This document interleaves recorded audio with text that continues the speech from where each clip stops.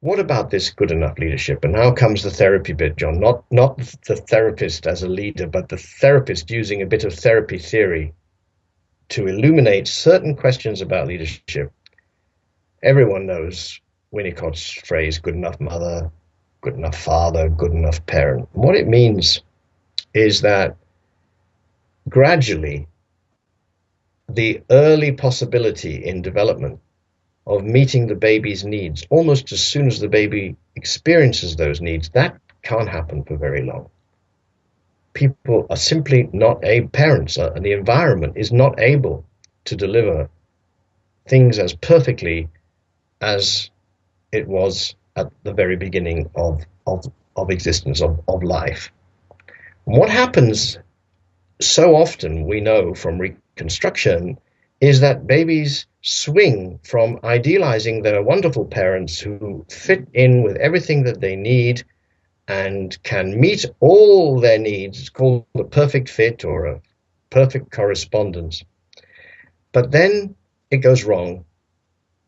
The baby's bottom is itchy. There's a loud noise. It's too cold. Where is she gone? All that kind of stuff. And the baby swings away from idealizing, from an initial idealization, into a subsequent denigration, criticism, attack, hostility in relation to the parents.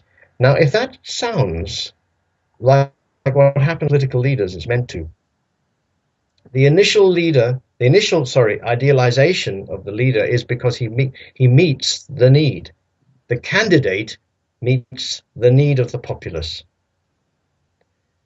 It goes wrong, and believe you me, there are so many ways it can go wrong that they don't even know what the list of potential threats is like. This is called risk society theory, that politicians don't know what the potential risks are, and they have no way of finding out. So it goes wrong, and then the people basically try to destroy the leader.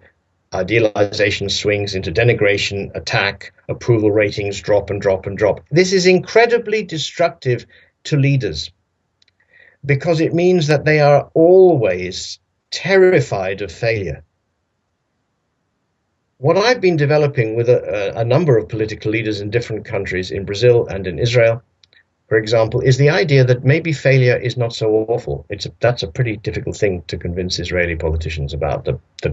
In fact, failing is not the worst thing a leader can do. That we need to start to talk about can't do leadership as opposed to can do leadership.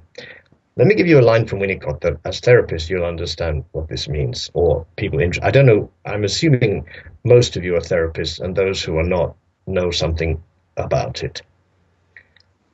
Winnicott says the mother fails the baby, but in the baby's own way.